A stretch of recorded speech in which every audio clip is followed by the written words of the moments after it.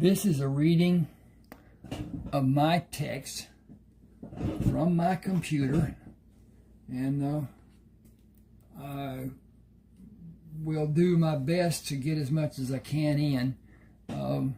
YouTube has a time limit on videos done, and I don't know how long it will be, so they may cut me off or whatever. At any rate, this is Buzzard Shields South. It is South because he was raised in the South, Lubbock, Texas, and then he went into service and built barracks for the Army Corps of Engineers. Then he was assigned to the 4-state area: Utah, Colorado, New Mexico, and Arizona, in doing surveys of the different areas, and especially the Indian reservations, and goes on from there. But anyway, this is far too long to be read because it is done in 3 parts. Buzzard Shields South, then Buzzard Shields America, which talks about his living out in that 4-state area. Then it goes to Alaska, where he mines gold with his nephew. His nephew is actually older than him, but they do their thing. Lee had found gold in his explorations. He had an airplane, had a mail route that he flew with his airplane, and most of the people dealt with gold in Alaska at the time. At the time, there were more millionaires in Alaska than anywhere in the world, and it was because of their mining. The gold rush in Alaska lasted a while. Then it was cleaned out pretty much, or whatever. Nothing was done, or ever has been done much, in the eastern portion of Alaska. And there are mines other places that those people did. But at any rate, I'll start this out. I'm going to get a drink here, and hope you enjoy this. I'll leave a link to the second part that I'm going to do, and to Buzzard Shields South on Smashwords. Smashwords is the second largest ebook distributor. And then Mark Coker, who was the proprietor of Smashwords, partnered with, sold to, I'm not certain exactly how it went, but to Draft to Digital, D2D. And they are not, what would you say, author friendly. Smashwords still is. You can still buy on Smashwords. It does not have the amenities it had before, but we can work through those. At any rate, I'll leave the a link to the next portion that I will do, next video that I will do, and then the link for you to look at Buzzard Shields South, America, and North. It constitutes somewhere around 970 pages, which is a lot. But at any rate, I have 30 ebooks, or portions of ebooks, published on Smashwords. I have one book that I haven't finished, and I will probably not publish it. Have to go on Draft to Digital to do that, and I'm not going to continue with them. Amazon treats us shabbily. That's all I'll say about that. Okay, we're going to start off here. This is chapter 1, and I wrote it where it sits. May not be somewhat clear to you to begin with, but then it goes through. And so here we go. Shields, you're a punk. I told you to have my money when you come down this alley. Give it to me. Morty stopped, facing Charles. I don't have any money. I'll whip your ass. You'll have it tomorrow. I'll whoop your ass again. He threw a roundhouse right, which caught Morty on the left side of his head. Morty bent forward when Charles kicked him between his legs. Throwing his left hand up to cover his ringing ear and protecting his crotch with his right hand, his knees bent. Unable to stand, he slowly sagged to the ground. Charles hit him on his left hand, which partially covered his ear. Bare knuckles pummeled the flesh and bone of his left temple. Morty fell face down in the dirt of the alley, unconscious. Tandy Graves found Morty attempting to move his legs under him while he fought to push his body up and stand. He saw blood on Morty's left hand. Turning Morty on his back, he saw blood coming from Morty's left ear. Continually blinking, Morty tried to focus on Tandy's face. I'm going to kill Charles Greer. Tandy pulled up on Morty's right arm as Morty slowly sat up. You better have help. He's 6 years older than you, and he's a lot bigger than you. I'll have help when I come back. Sorry, I'll back up and do this. I'll have help when I come home tomorrow. I'm going to beat his ass to a bloody pulp. Tandy helped steady him. You're no match for Charles. Even if you could do something, Charles, you'd have SB next. You need Frank Smith to whip Charles and keep SB off of you. Frank won't help me. He hates SB so much, all you need to do is tell him where SB is and that he's bothering you. SB has always been good to me. Lois told him I was her boyfriend. It didn't do you any good with Charles. It won't help. It won't be any help with him tomorrow and the next day either. He will never quit. Charles is just mean. He's a bully. I'll cool his heels tomorrow, and I'll never go empty-handed again in this part of Lubbock. I'm going to the end of the alley and wash the blood off the park.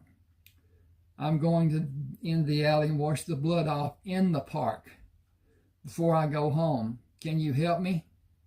Can you stand and can you see? You keep blinking. Is your eye hurt too? I'm getting to where I can see better.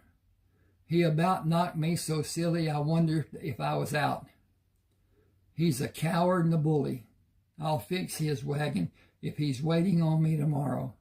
I'll be ready for him and he will not know what happened to him. He bent over when he walked by the fence behind his house to avoid being seen by his mother.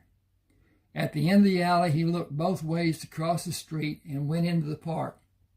He looked up at the slide to be certain someone was not coming down before he moved in front of it and went to the drinking fountain. Holding the edge of the fountain for stability, he stepped on the foot lever and put his face into the stream of water and drank 4 gulps. The swimming feeling in his head slowly subsided. Kenneth Greer came from the clubhouse and slowly walked toward him. Did you have a fight? Charles hit me. He doesn't like you. Hell, he doesn't like me. Louie told him if he beat me up again, she would tell Mama. Mama would beat his ass, and he knows it. Tell him to leave me alone, and he'll be sorry he didn't. I'm not going to tell him a damn thing and have him whoop my ass again. You can do anything you want to him. I don't care. What about SB? He don't care. You could probably kill Charles, and SB wouldn't give a shit. We would have one less mouth to feed. Frank Smith will whip SB's ass.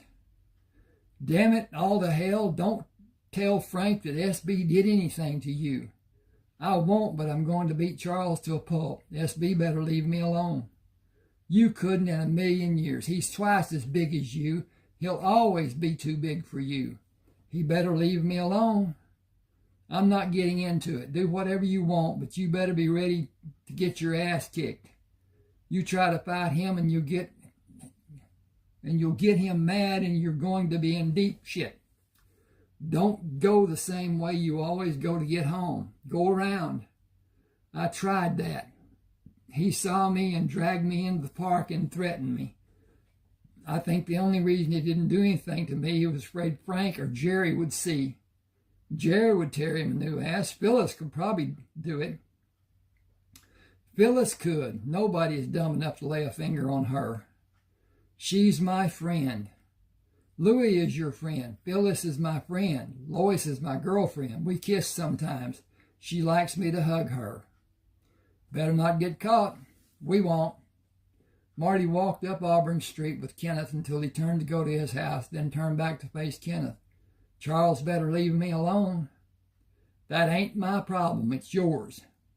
It'll be best for you to outrun him. I will not run from anybody. I'm going to beat hell out of Charles if he doesn't leave me alone. Fat chance of that ever happening. His mother shook the dust mop out, standing on the front porch. Clean up, mijo, and do your lessons. I don't bring schoolwork home. I get my work done in the classroom. We can't pay for the books I use. I leave them in my desk to protect them. If they get stolen, I ain't going to be able to pay for them. Your papa said to clean the backyard. Do not step where you cannot see, he said. I'll be careful. Can I have a glass of milk? Un poquito. No mucho leche. I'll get one of the jelly bars. It won't hold much. I'll get one of the jelly jars. It won't hold much. Sorry about that. I wish we could have all I want to drink. I need milk for my bones to be healthy and grow strong. Esos fuertes. Mama, speak English. I'm teach you, mijo. I know how to speak Spanish, but I can't use it. I'm the only one in the whole school that understands Spanish. The Spanish kids go to Elmore on Avenue A, close to McKenzie Park. We've been there, where the prairie dogs live, remember? Annalise went with us. They barked at her when she barked at them. They funny. They bark at me, they bark at you, they bark at Annalise. They bark at everyone. I have not talked to your sister in so long. Alaska is so far away. She is 36 now. She was my baby until you. Soon she will be 37. I wish to see her and my grandson. Lee is 17.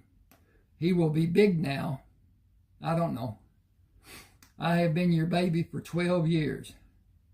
You will always be my baby boy. Morty drank the small amount of milk, left the house through the back door, and stepped off the porch into the grass. Wind-blown scraps of paper littered the yard. Opening the shed, he took out the broom handle with the nail pushed into the end and spiked the scraps until the nail no longer speared and held the paper. Moving out the gate to the refuse can, he lifted the lid, put the broom handle on the lid, held the lid down, and slowly moved the broom handle to pull the pieces of paper off the nail. He finished cleaning the yard and picked up paper the wind lifted against the fence outside in the alley. Taking the short broom handle to store in the shed, he pulled a standard length broom handle down from a horizontal rack on the wall, stood it against the fence, braced against the raised floor of the back side of the shed. No one can see it from the alley. I'll get it in the morning on my way to school. Charles better not be waiting for me again. I'll beat his ass and bust his head. Morty stood at the front window and watched Alan Shields take a broom handle from the back seat of the car Clarence Welborn drove in the morning, taking them to work and to bring them home in the afternoon. Papa's home. Morticius Shields stood behind Morty, holding the curtain away from the window. He is so handsome. You are like him, my handsome men. Mi amanto y mi hijo. He will hunt for rabbits. I make dumplings with them. We might not bring any home. It is always so. We never go hungry like my family in Mexico. It was hard for us to live. Alan kissed Marissa and gave Morty the broom handle. He pulled 2 short pieces from his back pockets. Put these in the shed too. They will play fight with them. We will play fight with them after we come back from hunting in the pasture. Morty twirled 1 short piece through his fingers and dropped it. He looked up at Alan after he quickly caught it as it bounced up from the floor. Quick as a cat, but you are still not considering the limits. Everything has limits. Get your guns in the bag. Clarence will meet us in the park. Get our guns in the bag. Walking on the road leading to the pasture, Morty considered Alan's words about limits. They did not speak about going to the pasture, fearing someone might hear and report them to the college. Even with the threat, they did not attempt to hide. They were proud men. He climbed through the barbed wire fence beside the lock gate and immediately began searching the mesquite bushes for rabbits hiding in the bushes. The men stood tall to peer down in the bushes or leaned to push the limbs away to see and shoot the rabbits. Shorter than the men, Morty used the barrel of his gun to slowly push the limbs apart to see if a rattlesnake waited in the bushes. When he was sure none were hidden, he would locate a waiting rabbit and sight the gun on it. Alan took the first 6 rabbits away from the area where they were cleaned them and joined Clarence and Morty, moving from mesquite bush to mesquite bush with occasional pops from the small caliber small caliber rifles. Clarence put 9 rabbits in his bag when Alan gave them to him. I saw a lot of small rabbits. We will be able to hunt through good weather and have plenty of food for our families. Alan looked toward the setting sun. Rabbits breed all the time. I've seen thousands out here. When we were little and we came to play and made loud noises. We were happy to be away from people and felt free when we were here in the pasture. We never see all of it now because we don't go that far. When we were kids, we roamed all over it. We had to be careful and continually watch for the bull. The cows and calves aren't as mean as the bull. We didn't have guns to frighten them away like we do now. Twilight allowed them the ability to walk the distance back to their homes. The house Clarence and his family lived in was on Bates Street on the north side of the park. The sun will be up in the morning when I come to get you. Summer and long days will be here next month. We can hunt early in the morning and late in the afternoon. Good night. Alan and Morty continued through the park to Auburn Street and went to their house. Granny Bess Richardson, who lived next to their house, came out on the raised porch and waved her hand. Morty held the back legs of 2 rabbits and took them to her. Thank you, Morty.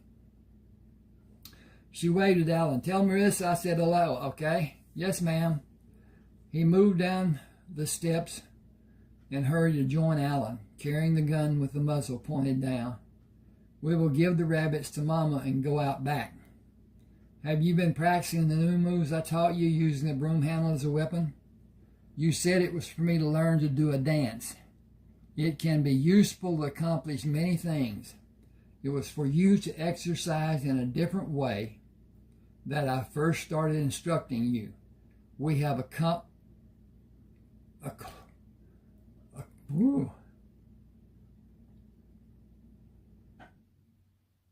Oh, sorry, I didn't get that. We have accumulated more than I had thought to have in the shed. I have a lock to put on it and keep the contents safe. The key will be on a nail beside the door in the dining room, and I'll have the extra key in the bottom drawer of the chest of drawers. They must not be lost, or you will be sawing on the lock for days trying to cut it off with a hacksaw. Open the lock, put the key back in the nail, on the nail, before you do anything else. Keep it safe. Close the lock when you're finished using the tools inside the shed. Remind me and Mama that the shed is locked and the key is safe, okay? Marty grinned. Alan gave the hunting bag to Marissa. The rabbits are thick this year. We'll be okay, I think. Times are hard all over the world. I'll spend time with Neil. Call us before time to wash for dinner. Kissing her, he took the lock and key from the nail and led Morty outside. Remember to keep your balance. You cannot do anything if you're not in control of your movements and your body. Opening his shed, he looked at the broom handles on the left wall. The new broom handle isn't here. We need it to go on with your training. Did you do something with it? I'm going to use it tomorrow. You can use it tomorrow, but you need it today. I will have one, and you will have one, and we will exercise with attacks and parries and counterattacks. You know the different moves. We will use the moves to do striking, to attack, and to counterattack. Where is the broomstick? Behind the shed, against the fence. Bad dogs, worse. Remember to never try to... Bad dogs, worse. Okay, remember to never try to hit anything hard. If you break the handle, you will have two pieces you may be able to use, but two pieces will not be yours to use wisely, as it will be in a short time. We will get into using the short pieces later, after you master the use of the long handle.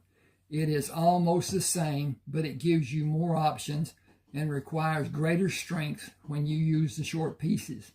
It also allows you to move faster, which can cause problems you need to learn to avoid and learn how to continue if it happens. Bring the handle to me. Alan showed Morty how to move and attack and watched him practice until Marissa called him for dinner. Alan placed the handle he used in the shed.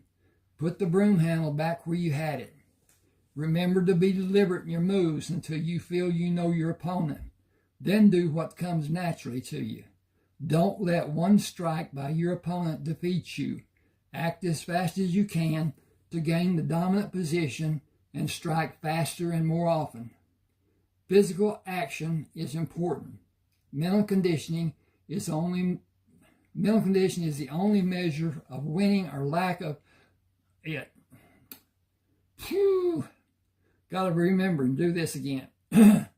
Mental conditioning is the only measure of winning or lack of it will lead to your being defeated. You are never defeated if you never admit defeat. Wash your hands before you go to your mama's table. Remember your manners. People will always judge you by how well-mannered you are. Sometimes I think about those things and forget. Keep yourself inside the immediate surroundings and consider what is happening and what is said. People don't always show and say what they mean. You need to be in the moment, or you may be trapped and embarrassed, or even worse. Live in the moment and let whatever may happen later wait. Always be prepared as best you can and know what is happening outside the immediate area for your safety, but never take your attention away from the immediate area for a long period of time. Time is precious. Use it wisely. Alan had breakfast and went to the front door when Clarence honked.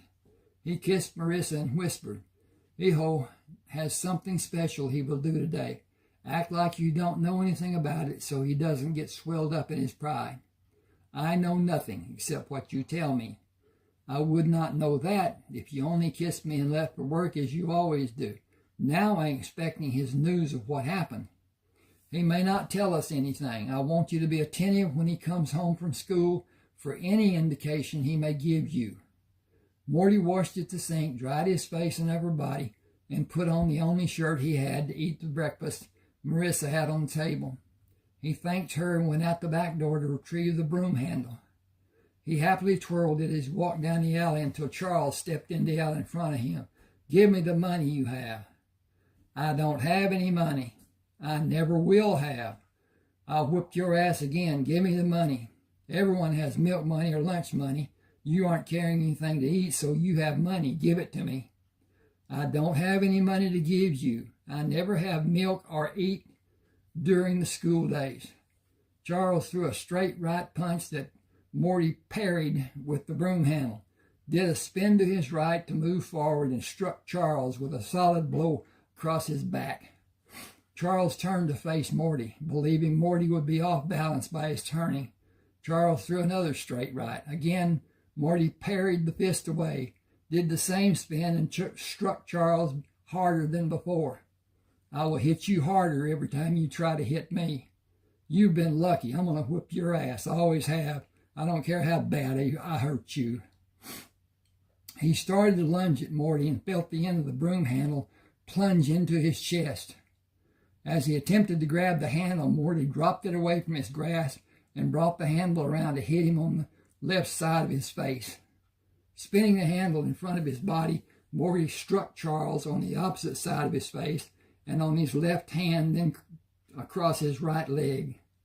Morty backed away, anticipating the next move Charles would make, which was a low dive, trying to catch Morty by wrapping his arms around his lower legs. Morty hopped to his right and bounced the handle off the top of Charles' head and quickly struck the same place again and again. He turned and walked across the street that divided the two city blocks and continued up the alley on his way to McWhorter Elementary School. Marissa continued watching until Charles finally moved to stand on his hands and knees, shaking his head. Iho is growing. Soon he will be a strong young man. He will be big for his age. Even now he is. She went inside smiling, and smiled each time she thought of what she witnessed, while she did her usual household tasks. Wow, couldn't get that out too.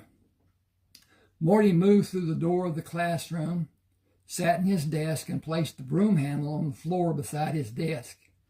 He took the first book to be used and opened it to the page the class was on the previous day. With the paper he began writing on yesterday, he continued writing. The teacher stood beside him to check his progress and asked, "Do you need the stick?" "Yes, ma'am." "Keep it from being a problem. I'll allow you to keep it. Bad dogs? Worse than dogs, ma'am. Protecting yourself may never be easy. I had several bullies when I was in school. I found that force worked to my advantage better than diplomacy. Speaking softly and carrying a big stick was advice I took to heart, though my stick was much smaller than yours." Billy Bob Baker sat behind Morty. "Can he take it outside at recess and show me how I can use it?" "Only you. The others must not bunch around you for their safety. I will monitor your activities and warn them to be safe and stay away." Billy Bob grinned. "Thank you, ma'am." "You are both doing well. Continue with your work." She led the class out to the playground at recess and stood beside the utility pole, indicating Morty and Billy Bob could stand close to her. With a shake of her fingers, she warned the other children to stay away. Billy Bob asked, "Where did you get your name? I've heard of Marty, but never Morty." "It was from our first grade teacher. My first name is long. I was trying to spell it and only got Mort written when she had us pass her papers to the front. She put a Y on the end of Mort, making it Morty. I liked it better than my name, and it was easier and faster to sign on my paper, and I've used it since then. The exercise with the broomstick is like the cheerleaders use with a baton. Sort of. It lets you move and dance and strike to build your stamina, help with you seeing the handle and moving it as you need to. Papa calls it hand-eye coordination. He learned from his papa. It is good to know how and build with it. It helps your reaction and timing." After school, Morty was approaching the street where Charles met him earlier. Morty cautiously moved to the left side of the alley. Charles came from the street on the opposite side of the alley. "Trying to hide from me?" "Just to gain an advantage. I saw your shadow through the fence. Leave me alone. I'm going to cut you to pieces." Morty looked down at the right hand, which Charles held low. Sunshine gleamed from the knife blade. Morty set himself for the rush he felt Charles would employ. As he bent to rush, Morty stepped forward and thrust the handle below Charles' throat, spun around and cracked Charles on his left temple, then brought the handle up and under Charles' right wrist, breaking the end of the handle and sending the knife flying through the fence. He reversed the handle, had his grip near the splintered end, and struck Charles over his left eye, then moved into the street and waited for Charles to attack. As he anticipated, Charles crouched and charged, attempting to grab Morty's legs. Morty spun away and hit Charles across the back of his head, breaking the rounded end of the handle. He held the handle up and examined the broken ends. Papa will not be happy I broke the handle on both ends. He told me not to strike with force. Charles, if you want to continue, you don't have a knife anymore. The handle will do more damage if I use the splintered ends. I will do as you ask. You will never bother me again. I will break another handle on your head. I have a good supply of handles. Charles did not answer because Charles did not hear Morty talking to him. Charles was unconscious from the last blow Morty struck. Morty slowly backed away from Charles, moved down the alley to stand the broken broom handle against the floor of the shed, leaning against the fence. S.B. came around the corner of the street as Morty crashed the last strike of the handle on Charles' head. He stopped to watch Morty look at the broken ends of the broom handle and went to help Charles when Morty left the street. Turning Charles over, he raised his head with his left hand and slapped him with his right hand and slapped him again. Then Charles' eyelids opened slightly to reveal only whites. S.B. slapped him again. Charles raised his head and swung wildly away from S.B. S.B. released the hold he had on his brother's head and stood up. You better leave that kid alone before he kills you. I told you earlier today, and I'm telling you now. I will not tell you again. If you want to act like a fool, go ahead. Who do you think has money to pay your doctor's bills? Nobody. I'm going to kill him. How many times have you tried and failed today? I think you are acting stupid. You keep doing your stupid act, and one of the Smith brothers will tear you a new ass. I told you to quit. I'm done with it. You know Frank and Jerry watch out for the kid. You're not going to make a problem for us. Quit acting like a child. Grow up and get a job. He's a little punk. I'll get him. You may get worse than what you already got. Leave the kid alone. Go get a job. We need more money than I'm making. The world is going to shit in a handbasket and you're acting stupid. Learn, dumbass. You're almost 18 years old. Kid's in the 5th grade and he has whipped your ass twice today. You outweigh him by at least 60 pounds. You can't match his speed. He could have killed you. Nobody who saw it happen would talk. You'd be dead laying in the alley and no one would talk because nobody likes you. Learn and try to act like a man. I'm done. You better be, and you better get a job. Smiling broadly, Morty had... I got to take a break here a minute and get things back in order and continue. Gather my wits here. Smiling broadly, Morty held the guns in the hunting bag standing on the front porch with Marissa when Alan came home. He walked around the car and spoke to Clarence, then waved for Morty to come to him and threw Marissa a kiss. Taking the gun from Morty, he asked, did your school day go as planned? It was a normal day. I broke the broom handle. Did you have a good reason when you broke it? I did, but I broke it on both ends. Will you need to break another one? I hope not. I did not break it this morning when I first used it. I broke it this afternoon on the way home. Did you bring it home? Yes, sir. We will saw it to make 2 pieces to use in your exercises. Yes, sir. Did it break in the middle? No, sir, only the very ends. I thought it might not break because I only used the ends. You must have struck something that was very hard using the force of a strong blow. Yes, sir, I did, twice. I didn't intend to, but I was angry. It will not be the same as last time. Learn from it happening. Try to control your anger. Anger leads to irrational thoughts and actions. Try to control your anger to channel your emotions to benefit your needs. Adrenaline gives you more strength. Use it to your advantage. Learn the words to help you understand, and the actions will come to you later. We will meet Clarence in Hunt and Tech pasture. After dinner, Alan led Morty to the shed and took the saw to cut the broom handle into 16-inch pieces. We will begin by playing a game. I will hold the short pieces and you will strike them once with short pieces you hold in each of your hands. I will move and you will strike on and on until it becomes an exercise of striking quickly without anticipating a move to be made against you or that you believe you need to make. More hand-to-eye contact, that and even more. Morty quickly became adept at following the pieces Alan moved without following them with direct eye contact. Alan stopped moving the pieces. That will do for this practice session. Come sit on the porch with me. He sat on the floor of the porch with his feet on the concrete step. You know I am a believer. Yes, sir. Burial expenses are outrageous. The county will bury me and Mama, but only half will be paid. You will be charged for the other half. If we are cremated, there is no charge unless you ask the county for the ashes. I will not take anything away from you except to ask that you do not have a viewing and a funeral or a burial for me or for Mama. Will you promise? It is what we want. Will I be allowed to make your wishes known as young as I am?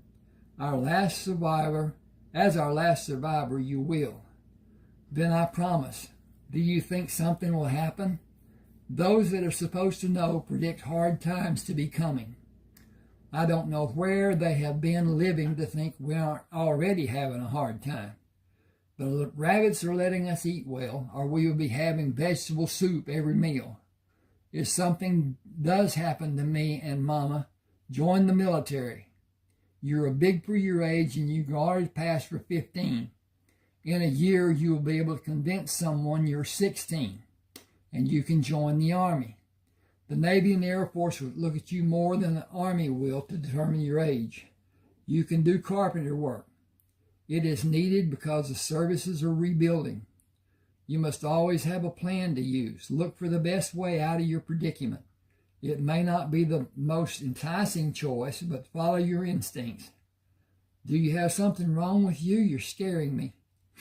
None of us know how long we have. My blood pressure is abnormally high and I need medication we can't afford. I'm taking aspirin to help. You should not be afraid. You should be prepared. I know it is not easy, but you will be the only help Mama has here if something happens to me. Life is not easy. It certainly isn't fair, but we live longer lives than most animals. We must be thankful for the time we have and the people who love us and take care of us. Morty decided to stand the broom handle in the same position against the fence in case Charles tried again. He would trust his legs and speed to get to the handle in time to ward off Charles. I'm trying to get my foot moved out of here and I'm not having much luck. Oh, he was never again stopped while going to school or coming home. Okay. Okay, we're at 38 minutes. Alan continued training Morty until 3 weeks before Morty's 14th birthday, when Alan suffered a massive stroke and died at work. Marissa had his body cremated as he told her he wanted to be done. When I'm gone and it's done and over, all the tears in the world will not do anyone any good. Life goes on. Let it and live it. Say goodbye and go in the bedroom to have time to be ready for the next day and do what you need to do to keep living. Make Mijo do the same thing. Hijo, Hijo, Hijo. Anyway, Clarence came to the house to tell Marissa how he died, and the next morning took Morty to Blasington cabinet shop to work as an apprentice carpenter. He was promoted to carpenter the 21st of August, 1925, when he celebrated his 14th birthday. Norma Blasington brought Morty a cake sprinkled with sawdust. It isn't ruined, just scrape the extra frosting off the top. Happy birthday. Happy 16th birthday. 16th birthday. You've been made a good addition to my shop. Alan was a master carpenter and a good man. With you following his footsteps would make him proud.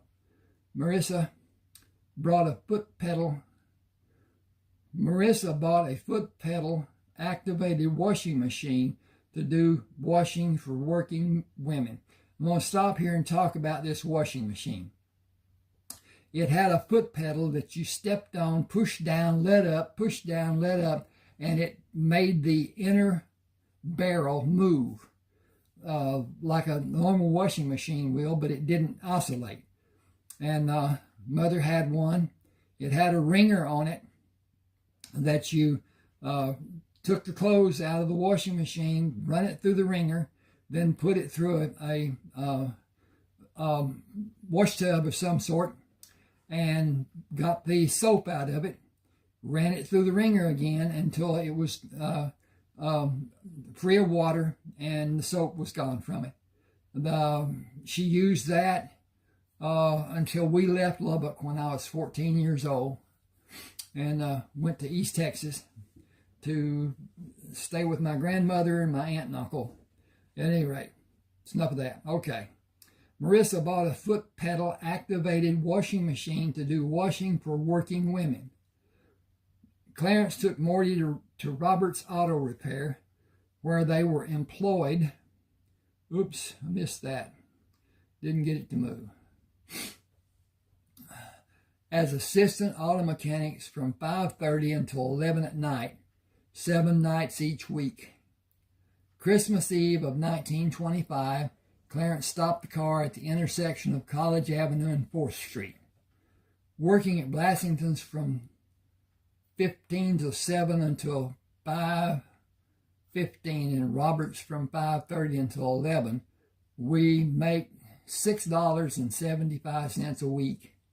If we get up at 5 and drive to the back side of the pasture, park and lock the car and get rabbits for dinner, I think we'll be okay. I'm making more than I was. You're the next man up for crew leader when the outside work starts. You'll have a raise and you'll need a car. Get one you can depend on. A cheap car that gives you problems is just a cheap car that gives you problems. It isn't worth what you might save. So get a good car and make certain the tires will last a long time. Look for one with a clean engine compartment. Don't go to a dealer. They clean up cars and you can't tell if it was using oil or leaking anywhere. You can carry 5 guys to work if you have them gather at a street corner and don't drive all over town to pick them up. That will give you a little extra cash, 25 cents a week from each of them. Try to have guys be on the route you will drive to get to the job. Save time and save gas. He stopped in front of Morty's house. Enjoy tomorrow. We get another day off on the 1st. Merry Christmas. I'll stop for you in the morning at 7. We can sleep in until then. See you later. Merry Christmas. See you later. I bought myself a metal lunchbox for Christmas. The guys will be jealous. We start putting the pictures together in the stores the 2nd. It will help. Lots of rats in those new buildings. A paper bag will be a good target for them. My metal box will keep the bread and rabbit quarters safe. Marissa met him at the door. Merry Christmas, Hill. I make a cake for you Christmas. It will be better if we have a tree. We have much more than the neighbors. Marissa kissed him on the cheek. We have savings that is drawing interest. None of the neighbors have that. Granny Bess's lights are off. Did she go to Muleshoe? Tanya came to get her this morning. She said, Merry Christmas to you. I'm going to start making the rooms upstairs in the back addition tomorrow after we get back from hunting. I'll finish the bathroom next week when the hardware store has the plumbing parts I need. That will give us 8 sleeping rooms. $5.60 a week from one of the college girls will help. They eating breakfast and dinner will help more, and I'll wash the clothes for them and get money for cooking and washing. A house behind would be nice to have for more girls. Boys will not keep the rooms clean. I clean the bathroom for them. I kick their butt out if they're puerco. Mama, girls are not called pigs. They are called slobs. Then I kick their butt out if they be slobs. April 14th of 1926, the crew at the shop and the crew at the store were informed that Norma Blasingame passed away during the night. Burl Briscoe came to the store and told the crew he had an announcement. Friday will be the last day you will be paid for working a week. Payment will be done for you at the end of the month after Friday. I'm going to stop here and I'll make it part 2 continuing from this point. Thanks for being with me. Please subscribe to my channel and share, like, and tell me what you think about things. And I'll continue to do what I can when I can. Anyway, thank you.